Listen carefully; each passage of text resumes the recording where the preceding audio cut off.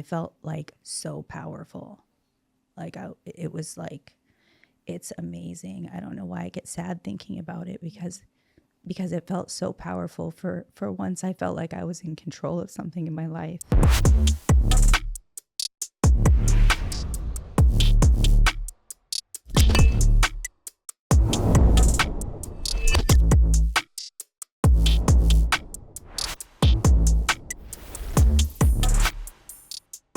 Welcome back to the Hopeaholics Podcast. I'm your girl, Natalie Eva Marie. And I'm Chad Carlson, and you're listening to the #1 addiction and mental health podcast. And you guys, if you or a loved one is struggling, make sure you head to askevamarie.com or chaddick.com and chat with one of our AI companions 24/7. Or text the number right here on the screen.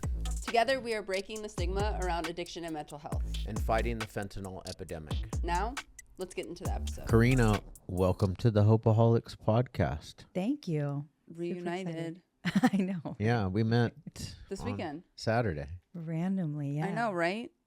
That was wild. Such a small world. Yeah.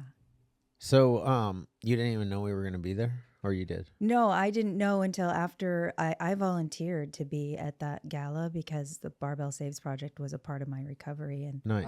it was just a way of giving back. Yeah. And then I don't know at what point I found out that you guys were going to be there. And I was like, well, that's crazy. That's wild. Right? Get to meet them first.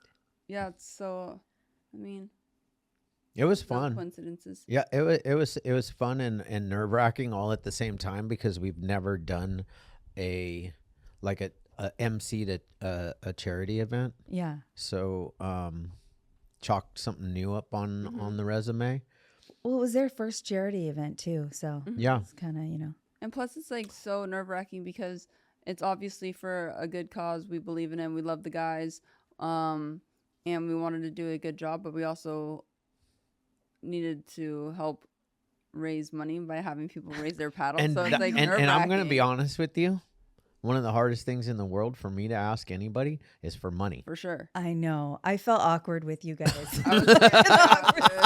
And I'm so weird when it feels, I want to like relieve other people's anxiety. I'm like, come on, just somebody raise the paddle, raise the paddle. If I had a paddle, I would have been like, right? I can't afford that. It was fun though. We got a $10,000 paddle raise. Though. I know. Yeah, It we was did. crazy. I was That like awesome. so thankful because that's the one to be honest with you, I was the most worried about. I was like, 10,000 is a lot of money. For sure. Yeah. I thought when we got the 10,000, I was like, oh, okay, we'll get at least 1.5. Yeah, and then we got no 5. Literally hanging, dying. Like, we were Dad was almost trying to auction me for a date. I did Oh say that, my Emily. God. Emily, you would have. Emily, I literally died. I had to hurry up and move on to our next tier because I knew. Because I was going to auction He her was. off for a date. Yeah. And then do you know how embarrassing that would be if there was like Somebody absolutely no offers? They're like, hell no. I was going to start at 50,000 Oh my for God. a date with Natalie Eva Marie. Yeah. Oh man. So that was. Oh, I didn't even think about that. Did you? I didn't think about your feelings about like if somebody, I just assumed somebody would have raised their paddle. No, I was literally like, oh, I'm not going to die up here being not only single, newly divorced, and then offering me on a date that no one raised their paddle for. Talk about That's actually hilarious. wanting to have the floor open immediately and disappear.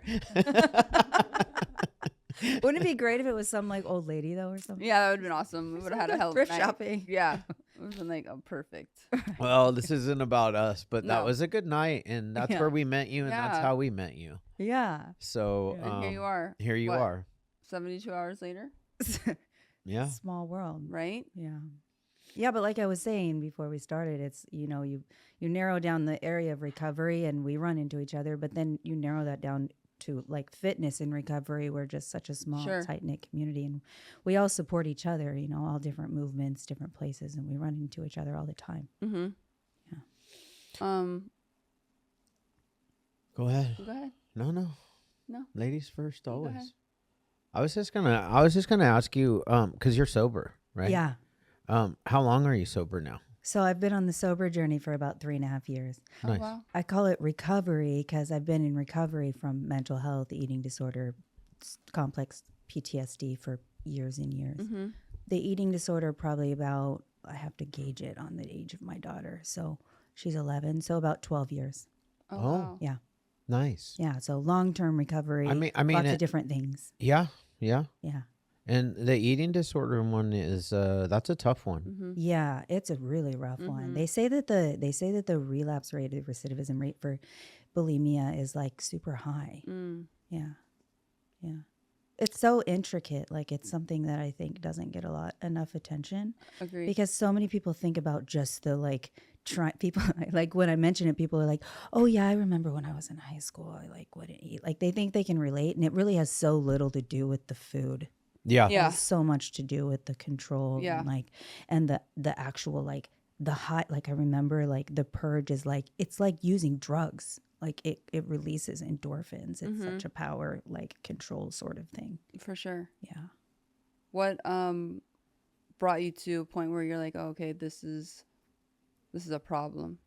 Well, I always knew it was a problem very early on. Yeah. I mean, never can you stick your finger down your throat. Totally. Like, how do you justify that? You know what I mean? Like, that's an issue. And I reached out for help. Like, I was at ASU. I was only, I think, like 26 or so, 28 or so maybe when it started. And I reached out for help there. And then I remember they sent me to this, like, psychiatrist or something. And he put me on the scale. And then and I felt so shamed when he weighed me. He was like, I'm going to weigh you every time you come. And I was like, oh, cool. That's like the scariest fucking thing you can do. Like, now you're going to track my weight. Like, and then he gave me all of these assignments of like shit to read. And I was in college and I was overwhelmed. I was just exhausted with how much I was doing. And I went back a couple times. One time after I went and saw him, I literally went to a buffet like across the street and binged and purged right after seeing him. So, and they put me on some medication and whatever. And I didn't really stick with it. I even studied it in school. Like I always knew that it was an issue, Yeah. but I didn't know how to handle it. And I had so much shame. Like I felt like I was living this dual life. There are very much these like elements of like secret keeping throughout my story. And that was a big part of it. 8 years I was in that eating disorder. Yeah. So it was like living a dual life. Yeah. Yeah. And then I got pregnant. So of course, when it was time for me to have children, I had to I couldn't take care of myself, but I could take care of myself to take care of my child. So that's when I started therapy and I actually stopped binging and purging. But then after that, there's all the other parts of it, the mental health parts of it. Well, I mean, with anything, right, that we do, whether it's substance abuse, there's a underlying psychological reason on why we either substance abuse or act out in an eating disorder or act out in sex or shopping or whatever it is. So I'm gonna assume that when you decided to start working on yourself, though, you started working on and you did this because you were pregnant and you were like, I've got to, do this. Right.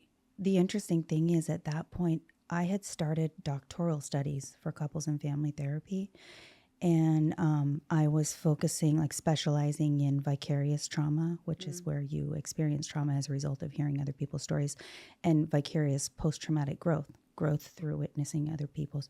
And my therapist asked me, like, I had to go to therapy. My licensing board made me because of the DUIs. Oh, okay. So that's why I had to go. Oh, okay. And my therapist was like, well, so what do you think your diagnosis is? And I was like, I don't know, like binge alcohol disorder or something, but that's not a diagnosis anymore. And she was like, what about PTSD? And I was like, I didn't even think about that. I had been studying all the way in like doctoral school on trauma, and I never even applied it to my own self. It just never dawned on me. So it wasn't even so much about working actively on the eating disorder necessarily. Like I'm not really a big advocate necessarily in like CBT for like deep psychotherapy. So it wasn't like that approach, like work on the behaviors. It was more about work on the core issues, which I had a long period in childhood of sexual abuse. And it turns out I found out more recently with some resurfaced memories that it was multiple people. I always thought it was just one person and one thing, but the Pandora's box is open, and I've realized that there's a lot there. And my sister was involved too, who's developmentally delayed. So there was the elements of me not protecting her. So very much this long period of time of being out of control and not being able to control my surroundings with the built-in shame that comes with sexual abuse. And then I never even told my parents until I told my mom when I was 19 years old. So I held on to those secrets my whole life. We just had a recent guest on that was talking about the same thing, and that's very common. I too was molested as a child, and I didn't tell anybody until I was 33. Mm-hmm. Yeah. So for us to because there's shame in it. Yeah. And people don't realize that there's like a ton of shame in it. And as a male, being molested by a male, there was like weird gay shame in it. Right. Like I felt like I did something wrong. Yeah, exactly. And for years, it kind of made me act out in trying to be more manly. Mm-hmm. Yeah, and my way of trying to make that wrong right was by being as successful or as perfect as I could. Yeah. Yeah. Yeah. Perfectionism definitely comes into play, For doesn't it? sure. Control. Yep. Huge. Yep. I mean, you've said a lot without actually even saying a lot, because like the not being able to control your surroundings, so we find things that we can control. Absolutely. Hence the eating disorder popped up. Yeah. Where did you grow up? So I grew up I was born in Oregon, Portland area, and then ended up spending most of my childhood in a town of 1,700 in Oregon. So a really tiny farm town. Yeah. So I spent a lot of time outdoors, a lot of time exploring, a lot of time with my own imagination and the outdoors growing up. When do you remember initially going towards or having some type of feeling with your eating disorder? I have this really explicit memory. I had an aunt who was visiting me, and she said something about like a pudgy tummy or something, and something like that. And I remember I was 12 years old going into the bathroom and like trying to purge. And I think I had seen something on TV, like I'd heard of it or something like that. And it was a futile attempt. I didn't really do it. I didn't really know what it was. And then there was just a lot of control. Like I took diet pills. I did all sorts of different like things, exercising. I got into running when I was like 21 years old, and it still hadn't taken off at that point. It was really more like excessive exercise and food control. So then once I got into college, and I actually got married when I was 19. Oh, wow. For the first time. And then I went through a divorce a few years later. That's when it like really started. I was hanging out with a friend, and we just went out. We were drinking. The purging or the binging went along with drinking a lot. And it was really violent. It was like, it's like self-harm. Yeah. Yeah. So like drinking heavily and then binging, and you can't feel it because you're intoxicated. And then that first time that I purged, I think I was like 26. I had just moved into like a shared home with like a bunch of other people, and I was single and in college, and like for the first time alone, really. Yeah. And I felt like so powerful.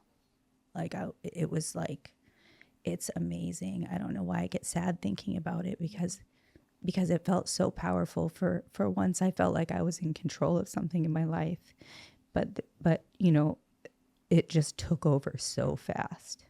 It's such a consuming thing to go through, just mind consuming. Yeah, Like it takes up the bandwidth in your brain. all time and attention. I remember this one time driving down the freeway, just trying to justify with myself, like trying to surrender to the eating disorder. Like, you know what? Maybe it's just always going to be this way. And trying to like convince myself that that was okay. Yeah. Yeah. I think it's a topic that a lot of people actually struggle with, that they don't speak about because for various reasons.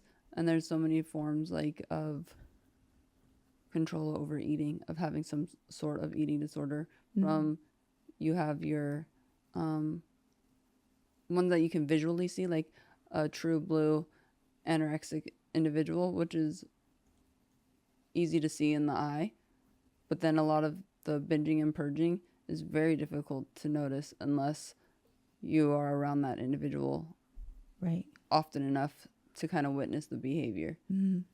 It's really secretive, and there's a lot of shame attached to it because it's such an odd thing to do when you think about it. Like, it's such an odd thing. So it's just this very taboo type behavior that people don't want to talk about. Right.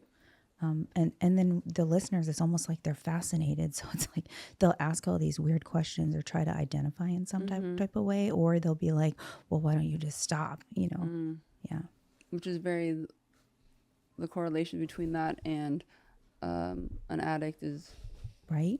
similar, because to the normal individual, if you're getting 4 DUIs or wrecking a car, wrecking your life, getting fired from this job, a normal person looks at you and is like, why can't you just stop? Just get it together. Yeah. And it's almost like there's this morbid fascination with like the horrible, like horrid parts of the story. Yeah. When in reality, it's a torturous experience. Did in high school, did you have any substance abuse problems? No, I didn't struggle with drugs or alcohol or any of that in childhood. However, drinking was so normalized in my family and in my life and in my culture. So I remember, so maybe in high school, I remember my high school graduation, I was 17, and we literally had family over and I got wasted. Like I remember like throwing up in a bowl, like in the yard in front of like my great aunt and uncle who were like my grandparents. Yeah. My dad introduced me to beer when I was like 8 years old. Yeah.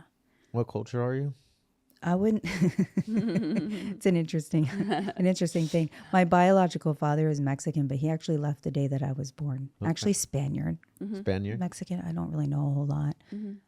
I actually met him for the first time when I was in my 20s, around that like eating disorder time. I tracked him down and I met him, and turns out he's been an addict his whole entire life. Wow. Oh. Yeah, he's been in and out of prison, and he's since died. Oh, wow. Yeah. I never really built a relationship with him because the first time I went and saw him, we actually went to this like AA or NA convention or something in Missouri. And it was like, he was like showing me off like, oh, this is my daughter. I'm so proud of her. She's in college. And I didn't really even know him. But he never made amends. Now I understand what that means. Sure. But he never took any accountability for any of the things that he did or had any kind of genuine conversation. So he was off and on. So in and out of sobriety, even from the time that I met him. Oh, wow. Yeah. So from what I understand, I've met other people in the family since then, and they're Spaniard. I identify with the Mexican culture, but I was raised white, like just country folk white people. Yeah. Whatever you call it, we don't know what we are. Yeah. We're just a bunch of white people, you know. But I didn't really look white. What do we know? call those white people? Well, I mean, we have a whole bunch of derogatory names for ourselves. Emily, give me one. You're from that area, huh? White trash. Oh, White my trash, goodness. Hicks, hillbillies. Hicks. Hillbillies, My cousins are all Hicks. yeah. My mom's a Hick. My mom, but you wouldn't think that now though. But my mom, because she's full, like she seems very Orange County nowadays, doesn't Yeah. she? But she grew up on a dirt road up in Lucerne Valley, California, which is up past Victorville, up in the high desert. Yeah. Yeah.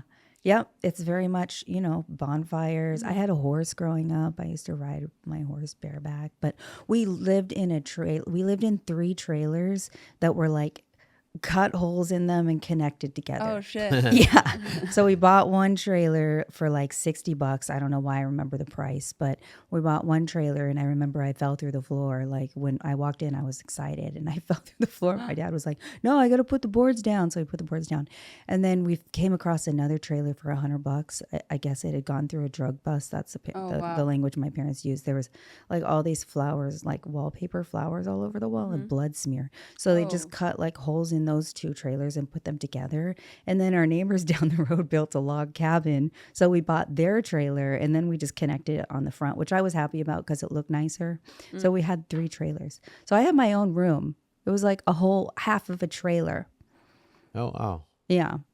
Now, do you have siblings? Yeah. So I have two sisters. They're both developmentally delayed, but my older sister actually died about 2 years ago. Okay. Yeah, 2.5 years ago. She died approximately a year and a half or so after I got sober. Yeah. How? Well, she's always struggled with Turner syndrome and that comes with a lot of heart problems. And she also had developmental delays because she was born really, really early. My mom was only 16 when she got pregnant with her. And so she was living in a group home, and then she contracted COVID, and she didn't get the attention that she needed. She said she was struggling with breathing and walking around, and they waited several days to put her in the hospital. And they had to put her in a medically induced coma. And then they took her off of all of her psych meds and tried to wake her up, but she was so terrified that they had to put her back under. And then she got an infection, so we actually had to take her off of life support. Oh, wow. I'm sorry. Yeah, I'm sorry. Yeah. How old were you when you left Oregon? So I graduated when I was like 17, and I went to community college for a couple of years. And then in 2002, I think I was just 21, I came to Arizona to go to ASU for my undergraduate in music therapy. Yeah. I just came to Arizona for school. Yeah. Like I did a nationwide search to figure out which school would be the best school that I would want to go to. And I came to ASU, and that was can we talk wild culture shock. Yeah. I was I like, bet. Can we talk about why you picked ASU? so Yeah. well, I did know that it was a party school, and I wanted to like be where the party was. Like, Yeah. and I was from such a small town, so I wanted like excitement and I wanted like big things. Also, the tuition was relatively low to go to ASU. I think also you didn't have to take a test, like whatever that test is, the qualifying test. Even though I got really good grades in high school, I was still afraid to take that qualifying test.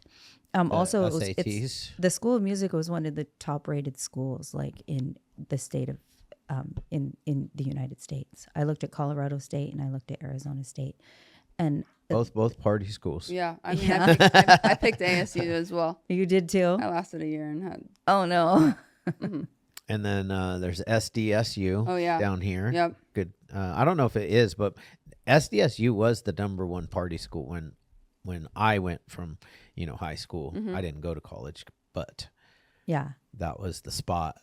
But parties in the School of Music were different. Like we're all a bunch of nerds. Like we would there was drinking for sure, but we would be like, we would go out, or like we'd go to someone's show, like someone would be playing music, and then we would all go to someone's house and we would literally just jam all night, play music all night.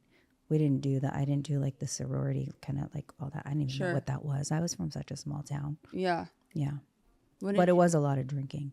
When did you decide that you wanted to go into therapy and become a therapist? Yeah. So I finished at ASU, and then I actually had some time before an internship that I needed to do for my music therapy degree.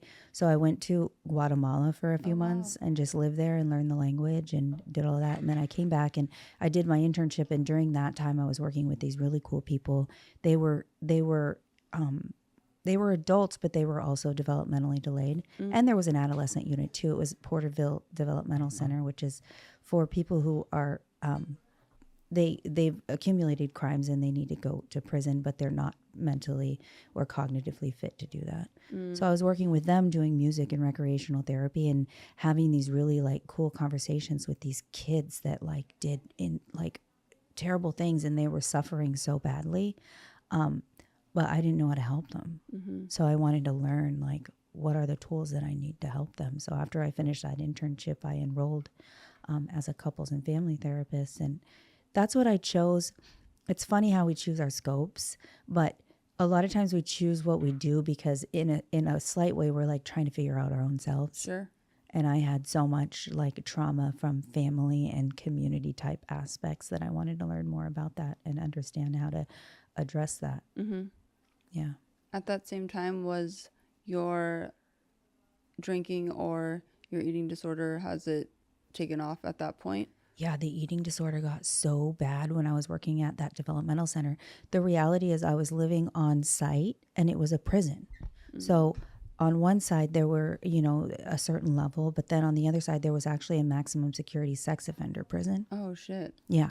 And I could literally look out my window of the studio that I was staying in. Like my bed was right there and there was a window and you could see the prison, like all the lights. So that's when it got really bad. I would literally like come home from work and I would go to the gym and then I would stop by the gas station, buy like whatever size that is, a vodka, fifth of vodka and a soda, pour it in there and drink that on the way home. And then I would eat whatever, like I would get drunk and then I would like go to the store or whatever, like drunk driving. I did it all the time. And then I would binge and I would purge and I would go to sleep. And my motive was staying asleep because I had night terraces. Like I would have, it was like being awake, but you're not awake. And it was literally like ghosts. Like these men were like in my room and it was so real, like a flashback. Like it got so bad during that time. Then I would get up in the morning and I would go running. So I was working out constantly and binging and purging constantly. And my motive was to be in control of what was going on with my life, and to make it through the night without being terrified. Yeah. How long did you do that for? So I was there for about 6 months. Yeah. And then I moved to California, and that's when I started working on my master's degree. Yeah. Oh, wow. So earlier you talked about you had gotten 4 DUIs. Mm-hmm. When did the first DUI happen? The first one happened when I was going to ASU. So I was, I might have been like 25 or so during that time. And that was, I had actually become the the student president of the Music Therapy Association at ASU. And I was like doing really good at the top of my game. And what happened with the first one? I had a relationship in college, and then we broke up, and then I was just going out and partying a lot. And I went out, I stayed the night at a friend's place and woke up in the morning still intoxicated and got busted driving home in the morning still drunk. But I literally fell asleep like at the steering wheel because I was still restricting. Like there's binging and purging, but there was also restricting because I didn't want to binge and purge, especially when I was out and around other people. So that was the first one. And then not too long after that, that was the second one. The first one, I was coming back from the river and I literally walked the line in my bikini. And then there was a camper on the side of the road and they took my blood on the side of the road. Oh, wow. Yeah. Yeah. And my BAC was so high. I remember all I ate that day was like some Doritos on the river and like a bunch of beer. So those were the first two, and they were like 6 months apart. Yeah. Yeah. And then the third and the fourth. Yeah, then I had to go to Tent City. Yep. Yeah, I went to Tent City. And Oh, you that did? whole thing. Yeah. You know about Tent City in Arizona? I do. Is that the one where they make you wear pink or stripes? You have to wear pink undergarments, and then you wear stripes over it, I think. But I think in Tent City, didn't we wear normal clothes? I'm not sure. I've never I don't been to remember. Tent City because I never got arrested in Arizona. But Yeah. I recall there was a time when there was something to do with pink and stripes. Yeah, when you're inside, I don't remember having to wear those in Tent City. But here's the thing about Tent City. There's the women's side, right? And then there was the men's side, and there's a fence that separates the two. So all sorts of transactions are happening like between that fence. But then, talk about trauma, on the other side is a maximum security sex offender prison. I don't know how this keeps happening in my life. Yeah, I'm going to be Right. try to be in this mind prison and like survive with these. And they would pound on the windows and start they were just nasty. I won't go into detail. Wow. But, and then on the other side was a dog crematory. Yeah. Interesting. So I had to go to Tent City. Yeah. So then the third and the fourth were after Tent City? Well, then I moved to California, and it came time to apply for my intern number associate license to practice in California, and they made me get sober, essentially, like show rehabilitation effort so I could get my license to practice. So I did that for a couple of years. They had me on a probationary number, wow. and I did all of the like ongoing testing, therapy, like all of this kind of stuff.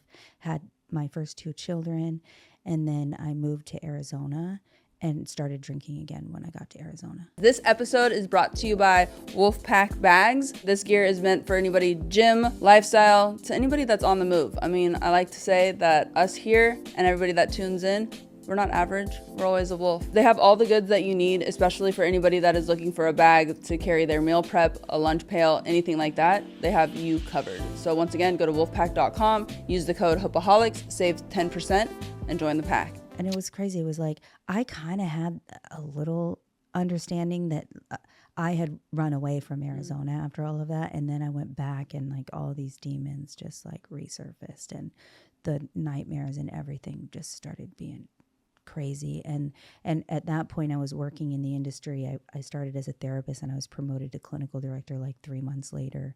So I was doing some direct service and like just wild, and working with marginalized populations in underserved type agencies, huge caseloads, all of that. And so I was coping by going home and drinking every night. Wow. Yeah. I wasn't drinking in the morning. Like I was still running. So a lot of times I would get up really early in the morning and I would go running, or I would just hang out for a little bit so I wouldn't be drunk when I got to work, but I would still be hungover as shit. Mm-hmm. Yeah. And you had 2 kids at the time too? Mm-hmm.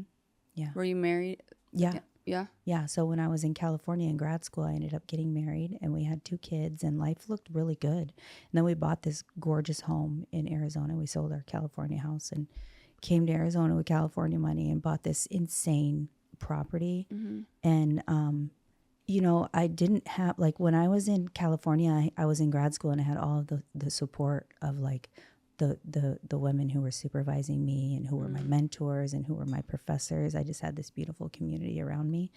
And then when I went to Arizona, it was like, now suddenly I was the one who was in leadership, and I just did not manage it well. So I struggled with doing that for years, like just trying to do that.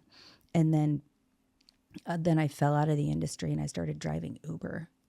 Wow. And I had a full-time live-in nanny at that time. And so I was just driving Uber so I could like pay for her, because I loved her. She was like part of our family. And I didn't know what I wanted to do. I didn't, like, being a therapist wasn't what I thought it was going to be. The industry of behavioral health, like, I'll try not to go too much into that, but I've seen some disgusting things and been exposed to some disgusting things. And so I was really disheartened by that whole thing.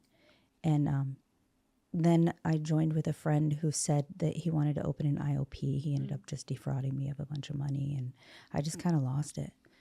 And at that point, I was living in this huge house, and I let this this girl move in who like said she was in recovery and just needed a place to stay, and she introduced me to methamphetamines.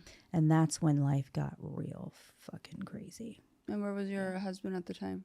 He didn't know anything about it. Like, he wasn't really like really involved. Like, we were relatively disconnected by that point. Yeah. I wasn't even sleeping in the bedroom. Like, I was having just terrible dreams and like so much fear. And I was like, I didn't want to go into therapy. Like, I don't know why. I was afraid, I think. And so I was just day by day coping by drinking and detaching. And I was overwhelmed with having 2 young kids and just everything. And so I started driving Uber, but I was smoking meth when I was driving Uber. Yeah. Oh my God. Wonder how many of my Uber drivers have smoked meth. It's probably more controlled now, but like, go down to Mexico, they're all on meth. Sure. But yeah, they didn't do any kind of drug testing. Right? Wait, was your husband and you still together and like living in the same house at this time? Yeah, but I was pretty disconnected. Like, I was driving all night, Sure. like, overnight, and Like, just the ships nanny was passing. taking care of the kids. Yeah. Yeah, so I wasn't really present at all. And he's from a town in Minnesota, and he's never really had any kind of exposure to any like trauma or substance use or anything like that. He's just a really good guy who had no idea like what the hell. Sure. Yeah. I was just losing my shit. But remember what I said about suffering in silence? Like I've always been like the person who just keeps everything in, like, and everything's fine on the outside. Mm-hmm. And the meth, because the meth is my drug of choice. How was the meth for you with all this trauma and PTSD and not sleeping and possibly not eating and your eating disorder at the time of the meth was at bay? Yeah, that was at bay, but that's the interesting thing about the meth because it makes you lose weight. So since then, in my recovery, I've recognized that was just another way of trying to control my life, trying to give myself this false sense of empowerment, of, you know, ability to do, you know, things, and also controlling myself in the way that I knew, which was controlling my weight. So of course I lost ass loads of weight. That's we call it out here in California, we call it the Jenny Crank diet. Yeah. We guarantee you 40 pounds in 2 weeks. Yeah. You know, type of thing. But that's why I got addicted to meth, because like I was a chubby kid, so I had the getting molested, and then I was a chubby kid, and I found and I hated it because like by the time I was in junior high, you know, there was girls. I liked girls, but they didn't like me because I was chubby.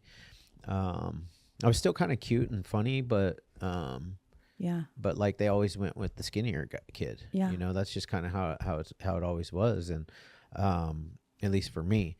And I found meth. Yeah. I drank sometimes, and I was smoking weed all the time, but weed was terrible for me because all I wanted to do was sit in the pantry of my house and eat chips and donuts and true. Yeah, Mama Celeste pizzas, and that was not my drug of choice whatsoever.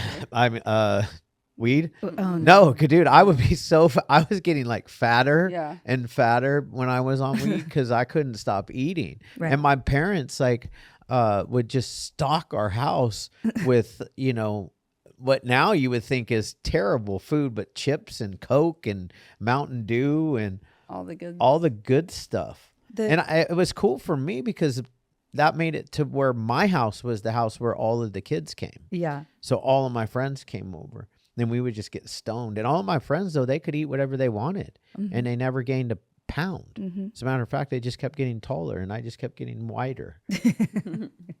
and then I found meth in 8th grade. Yeah. Wow. And it changed my life. Yeah. And it became my eating disorder, Yeah. if you will. When I look back on it, honestly, like it was almost like the losing weight was a side effect of it. Sure. Like it was really the sense of empowerment and control. And at that point I was like the best Uber driver. You know what I mean? Like I was up all night and I was making all the money and I was getting the bonuses. And, you know, when I think about it, like addiction to work that's kind of my area of codependency. I realized recently that that's where my codependency lies, but that's really where it was brewing. So the meth was like a tool to be able to work and to be successful in that workplace. And I think because I felt so unsuccessful in the behavioral health world and like it just wasn't like I was going through a life crisis, like this is who I am, where do I belong? I was like, okay, well, I'm doing really good at this, you know? How long did that last for? Crazy. Because like what's so fascinating and why the disease is just so does not discriminate, because you would think like you worked as a therapist in behavioral health, so as a clinician and a clinical director, and here you are. I know. After leaving, and you have smoking a meth pipe, right? Driving an Uber car. Isn't that that's wild? the disease. And if you saw the house that I was living in, I mean, at one point the cops got called on me because I tested positive at the doctor's, and the cops came to do a wellness check. Oh, and sure. They show up. I open these huge mansion doors, and there I am, just like standing with my son, and they're like, "Why?" And I was like, drugs don't discriminate. Not at all. You know? Did you tell them that? I did. I know. I still had the language. I was like even like such a pretentious bitch. Yeah. Right. Drugs don't discriminate. They sat out there and like hung out and like checked out the view after they talked to me. But that went on driving Uber for like 6 months. During that time period was when COVID hit, and we got shut down and we had to stay home. But when I was driving Uber, that's when things started getting real crazy. Obviously, I was out of my mind because I was using the meth. But then when I had to start staying home, that's when I started using heavier. At that time, I was using like a couple of times a day. Like it was really like functional. And I was justifying it like, oh, soccer moms take Adderall. You know what I mean? This is so much cheaper. And I wasn't using at home. Like it was only when I was gone. But then when we had to stay at home, then I was just home with myself all day. And that's when it got just like real crazy. And I was just inventing different kinds of projects to do at home, and just like crazy fucking meth shit. But at one point, I remember going downstairs and going to my then husband and nanny, and I was like, there's something wrong with my brain. And they were like, what? And I was like, I don't know, there's something wrong with my brain. And then that started the whole saga, which ended up eventually leading to figuring out that I had encephalitis and like all of this crazy like medical stuff going on, and that there was mold in the trunk of my car, and I was being exposed to toxic mold like that whole time that I was driving. Yeah. What? Yeah. Wait, what's the Mold? no, Black, literally black What mold. did you say? You had influence. I don't know how to Oh, pronounce Encephalitis. encephalitis What is is that? inflammation on the brain. Oh, Yeah. shit. I had inflammation on both sides of the brain and along the spinal cord. And we didn't know what it was coming from, but I had already suspected that there was something going on with toxic mold when I put together the pieces of how mold would have gotten in the trunk of my car. But my nanny, my husband, my parents, like nobody would believe me because I didn't have any kind of proof.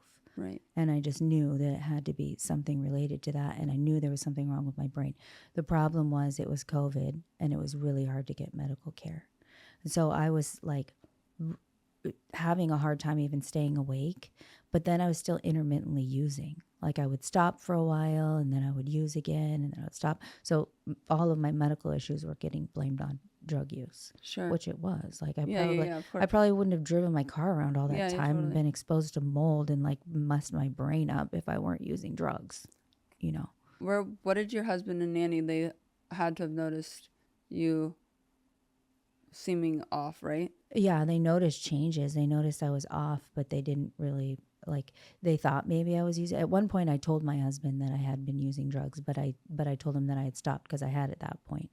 But then I started using again, like intermittently over time, and all of this went on for like a year. It was a mix of me hiding it and then being honest, and eventually, like I just couldn't get it together. I ended up actually, I think at some point there was fentanyl in the methamphetamines because I believe it was an overdose. I ended up in the hospital and nearly died in the hospital. So they just left me there.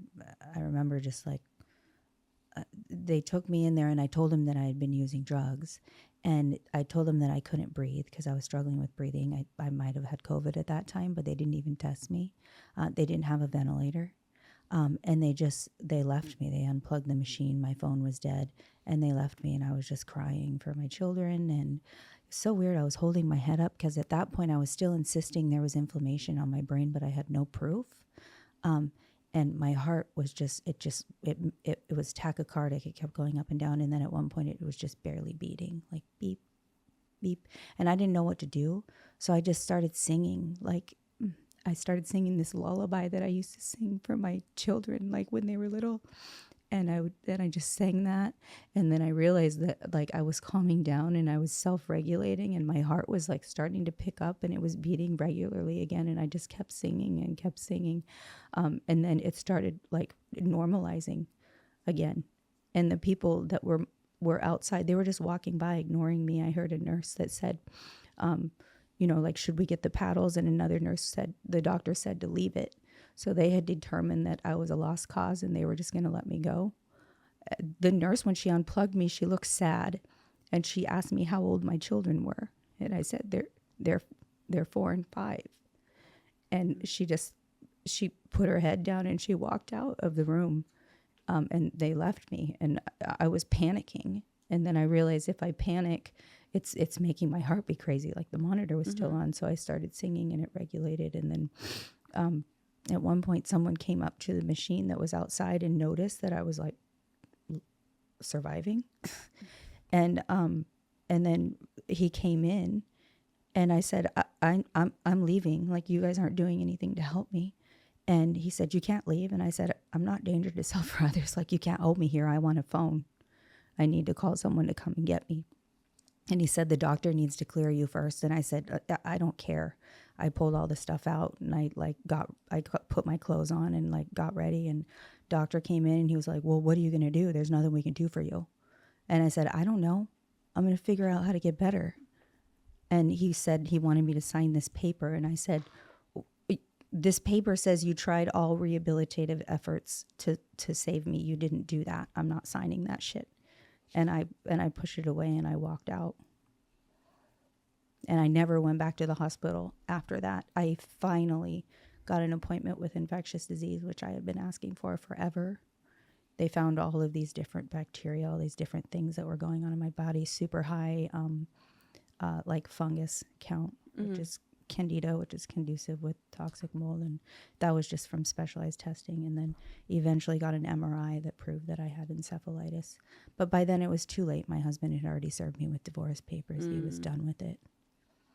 And so he left me, and we sold the house and I moved out and started over. Yeah. How long ago was that? That was almost 5 years ago. Yeah. So then I was a single mom with 2 little kids. And I didn't really believe, like, I thought maybe when, like, there was finally proof that I had brain inflammation and that this stuff was actually happening, that I actually had a medical condition, I thought he would be like, oh my God, I should have believed you the whole time. Like, you know, but he didn't. By then it was like, it was too late anyways. And he was always really compassionate about it. And now I realize it wasn't so much. I was so hyper focused on the medical stuff because I didn't want to focus on the fact that I had already broken the trust with the substance use. So I spent the next year just like getting better. Like, I didn't have insurance anymore, so I had to pay cash for neurological like bills, and I didn't really get neurological treatment. I cleared it up naturally over time with a toxic mold cleansing diet, and infectious disease prescribed me with antibiotics. Finally, I went through that whole year. Nobody prescribed me with antibiotics because they didn't know what was wrong. And I just started living a healthy lifestyle again, and slowly the brain fog cleared and I got more energy and I was able to start working again. When did because we talked earlier, and it might have been before we started the podcast, about the fact that you've now been sober for 3.5 years. Mm-hmm. What brought you to your knees right there? Or what was the factor that made you reach out to get the help to take it to this level that you're at now? Yeah, my motivation for getting sober was so that I could practice again. Yeah. So I spent all that time like destroying my life, trying to figure out who I am as a person, just angry and resentful at the industry. And then I realized that that's who I am. Like, helping other people is what I'm meant to do. And the licensing board told me, like, you can't, like, you have to get sober. Like, I tried to like convince them that, you know, I don't drink that much and blah, blah, blah. By then I wasn't using drugs anymore. I just quit that just on my own after I moved out of the house. I mean, I revisited another time after that, like a year later for a few days. But it wasn't like that was easy. The drinking, I stopped keeping it in my house, but I didn't want to let it go because I didn't know how to have like a life, like a social life without alcohol. But that wasn't until after I spent, you know, like a year or so, approximately, maybe less than that, like partying and doing all sorts of drinking sort of things, not driving anymore, obviously. Because after that hospital thing, that's when I got the second DUI, when I came home. And then I told my then husband, I drove myself home, and I told him what had happened, and he said he wanted a divorce. So I just like lost my shit. I took a couple shots and I started driving down the road to pick my dad up from the bus stop. Actually, he was coming to visit me to help me with whatever this like mystery medical thing was. And I got busted like right outside my place. Oh, wow. Mm-hmm. Yep. And I had pipes in the car. Yep. Did they get you for paraphernalia? Mm-hmm. Actually, they didn't bust me for paraphernalia, but they logged it in the police report. And so when I decided to go back for my license to practice, the licensing board found it. Oh. So they didn't test me for drugs either. Oh, okay. Yeah. Yeah, they only tested me for alcohol because I was just talking to them and they took pity. Honestly, I think it's because they knew where I lived and I was driving a Lexus, and like I had privilege. So, yeah. And I explained to them that the licensing board, like I had already been through that with the licensing board. So I knew that this was going to be a problem. And I told them, I was like, oh my God, this is going to destroy everything. I won't be able to practice. Like I told them all that. Yeah. And then the second DUI was, I spent months after that just like recovering, like at home, like sleeping a lot and like trying to get my life together. And I was super confused and I didn't know what was happening. But eventually I came to terms with the fact that the divorce was final and the house was going up for sale. And so I went and found an apartment. And then I was driving back from the apartment, called some friends to do some landscaping on the house to sell it. They were at a local bar that I used to go to. I stopped there and drank with them.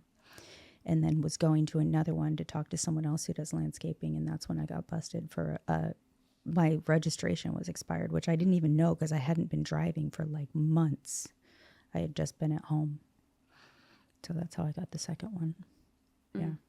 So fast forward, then I entered the industry again as a tech, like a behavioral health tech. Actually, first I started working with this IOP to build out their operations. And they were just kind of like random people that I met at a bar who asked me to do this IOP. Like literally we did coke in my apartment. And then they were like, you want to build this substance abuse recovery IOP with me? Right? So I was like, okay. So I did that for a few months and I was like, y'all are crazy. Like you guys, there's nothing ethical about this. We weren't working on my license or anything like that. My license was expired by then. And then I got a job as a tech. And I was like, it was so depressing. I was like, oh my God, okay, I think I can work again. And I saw that there are positions in the industry that are like in leadership, but you're not required to have a license to practice. So I applied for one of those and I got hired. And then they didn't have a clinical director. We started interviewing and they said, if you want to get your license back, you could be the clinical director. And I was like, yeah, but I'm going to have to like go through all of these hoops because I got these DUIs and all this kind of, which they knew about. Like I was always transparent about that stuff when it comes to work stuff. And they just supported me in all of that.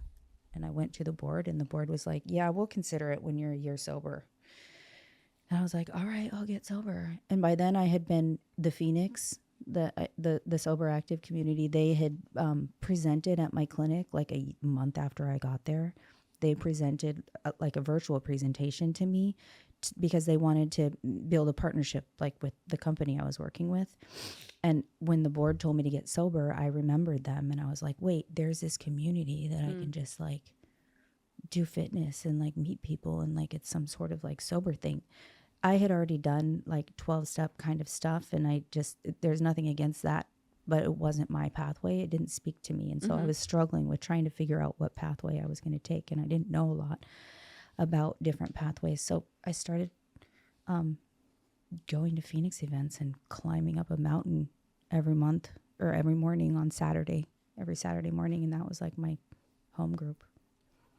The first time I climbed up it and, the person that I was climbing with started telling me his story, and a lot of it was like was similar to mine, like using meth and jail time and all this stuff. And I was like, wow, that's crazy. He's just like telling all his shit. And then I just started telling mine, and then like every week different people would join and we would just tell our stories up and down Pieshua Mountain every week. And then I would get invited to other things and I would go to those things, and I just kept doing that. How did you end up connecting with Barbell? The Barbell Saves I was introduced to by somebody in the Phoenix, because the Phoenix and Barbell Saves partner for a lot of things. You guys went and visited the gym. I think we still have the flag for the Phoenix in the gym. Oh, okay. Their turkey trot that they were talking about, I've partnered. So now I'm like, we call it a team lead. And that's essentially like I support the volunteers in the Phoenix. And so I help build partnerships between the Phoenix and other like organizations or events that are going on in Arizona. And we partner with the Barbell Saves on the turkey trot and other sorts of things that they do. Oh, nice. Yeah. So for co-branding and for mutual support. We all support each other. Like there are several major fitness-based organizations in Arizona, and we all just coordinate and work together. Nice. Yeah. Yeah, I really like we went and visited the Barbell Saves gym, and it really nice. So your journey has been basically utilizing a fitness type program Mm-hmm. to build your, I guess, recovery base. Mm-hmm. Yeah. Now, there has been therapy for yourself in the midst of all of Mm-hmm. that to Yeah. unpack the trauma, because there's a lot of trauma. Absolutely. Yeah. I had 2 years of therapy. During the first 2 years of sobriety, I was in therapy. And now more recently, I'm a part of Recovery Dharma. And I do also now I'm doing an inner child inquiry circle, which is peer led. So that's a lot of, peer type stuff. The interesting thing is, like, with this journey, I love the journey that I've taken, and I think it's what I needed, because I had to have some sort of control over my own story and who I told and what I told. And I really thrive in like intimate type, one-on-one type interactions. Group interactions are hard for me, which seems weird because I seem like the most extroverted person. Like, but when it comes to me and my own healing, that's my preference.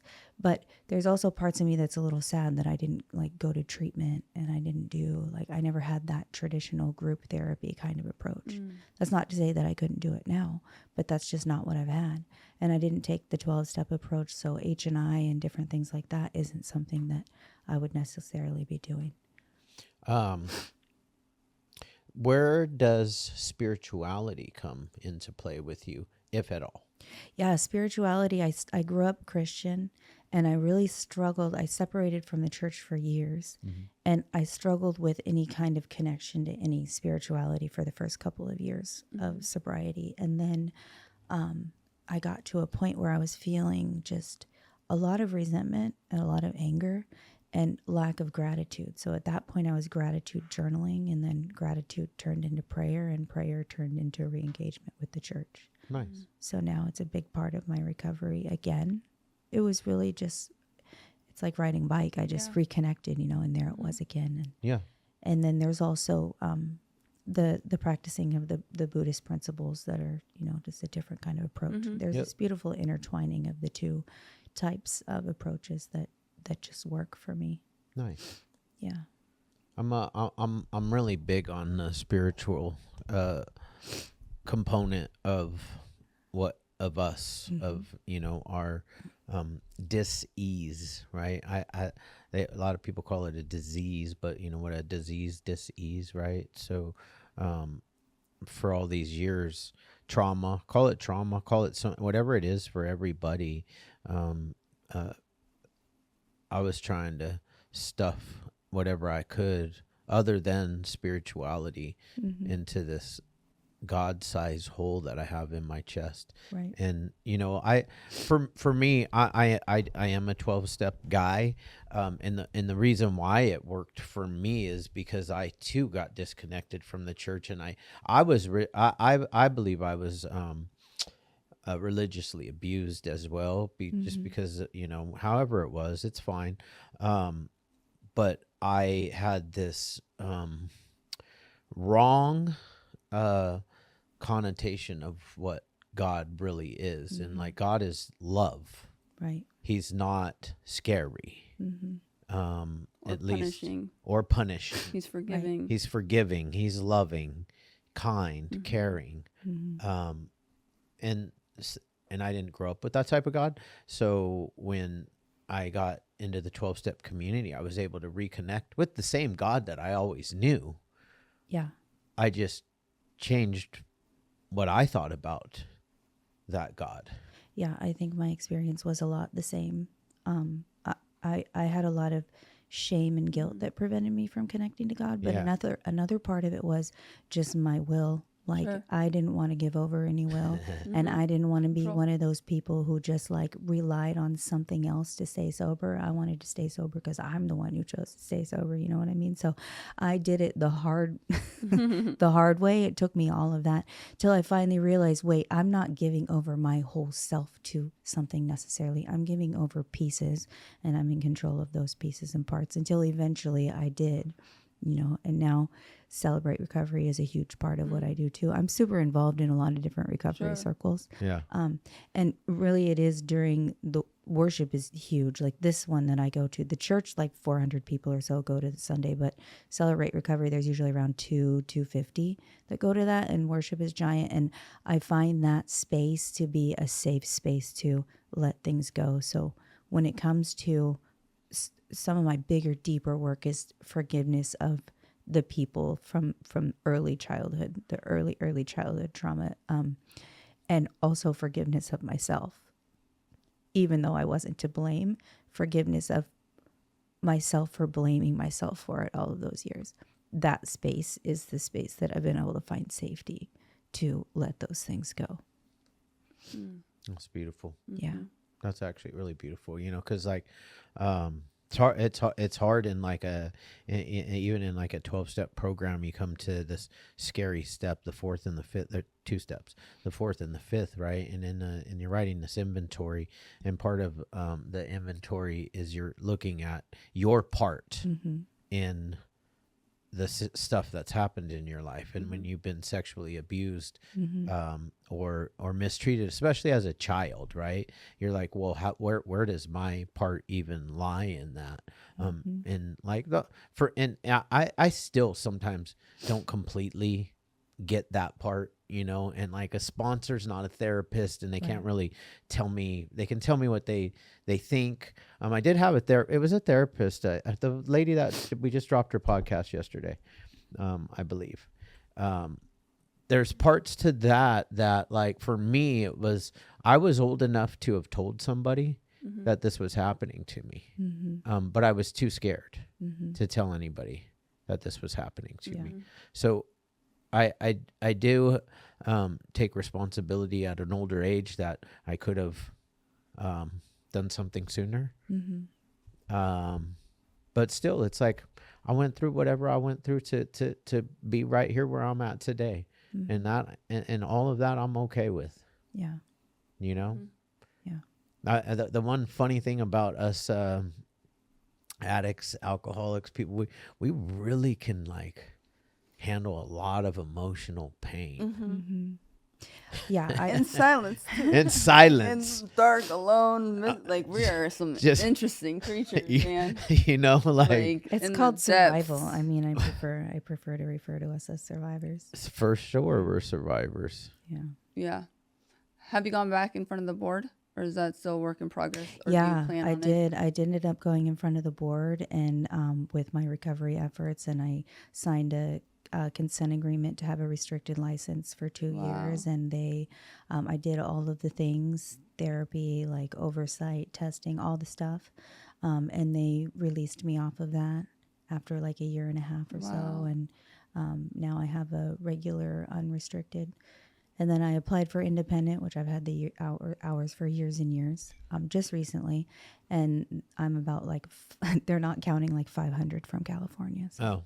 Oh, So I'm getting ready to do those again, wherever that looks like. I do some private practice and, kind of seeing how that looks. It's amazing.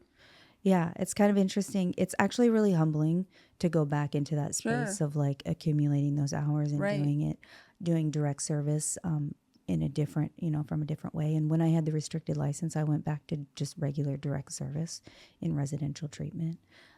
So it's been a humbling experience for me to go back and do all of those sorts of things. And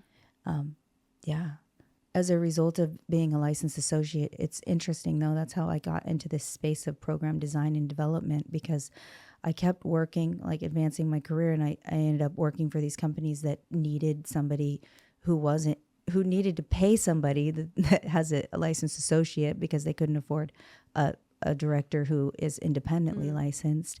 And I would get the job because I I know how to build programming and like make things better essentially. So I kind of made this little niche for myself where I go into organizations and I make things better or expand services or develop services from the ground up, just depending on what it is. So if they have a vision, they tell me what their vision is and I make it happen. And that was really just straight up hustling. Like, you should hire me even though I don't have an independent license because I can do all these other things. Right. Yeah. Nice. So that's really what it's Yeah. been. That's awesome. Yeah. And your relationship with your ex-husband and kids? Awesome. Yeah. Yeah. Yeah. That took, we didn't go through the whole like fighting like thing. It was very sad, really. That whole situation was really sad.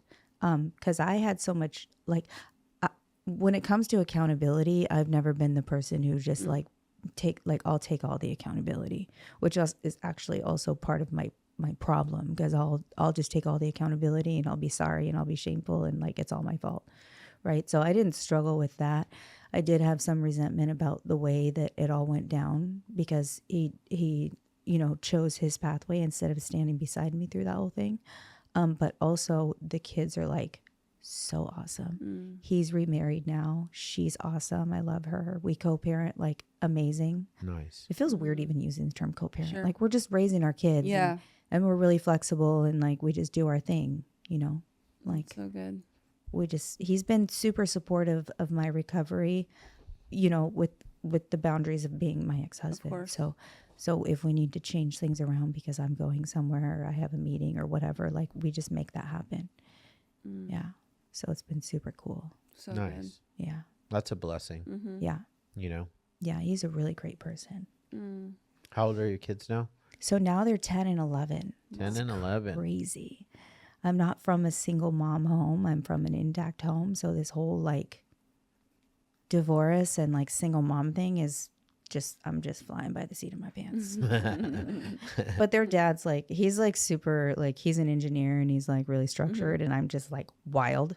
So it's kind of like the roles are turned. I'm the crazy fun one. He's the structure. Yeah. Do your homework guy. I'm like, let's go to this party. Nice. We do a whole bunch of fun stuff. Yeah. That's awesome. Yeah. Amazing. Well, thank you so much for coming out and sharing your story with us. Yeah. Thanks for having me. That was Beautiful. cool. Thank you. It's been a journey. And It it's still being has. written. It is. It's still going. Yeah. I love it. Well, we wish Good you for all the you. best in your future endeavors too, because everything just keeps going up from here. Right. Yeah. For sure. Lots of opportunities. Absolutely. For sure. Yeah. The beautiful thing about like being in recovery now and what I do is that like, I'm just thinking of this right now. I'm going to have a cry moment because really I wouldn't be able to do what I'm doing in creating these beautiful programs for people to recover and get better unless I had gone through. So before I started using the drugs, I was in this position or this space where I was trying to figure out who I am. How does my life have any meaning? What the fuck am I doing? This is not what I wanted to do. And then I did all this crazy shit. And now I'm like, oh, now it makes sense. Yeah. Yeah. Now I have this unique lived experience skill that not all therapists have. Right. Most don't. Most don't. And It's I employ I don't know 10 or 11 therapists, and I think one or two out of all of them. Yeah. I think only one, to be honest with you, currently has lived experience. Yeah, and what I've found is the clients who find me for private practice, I'm very outspoken about the fact that I'm in recovery. Sure.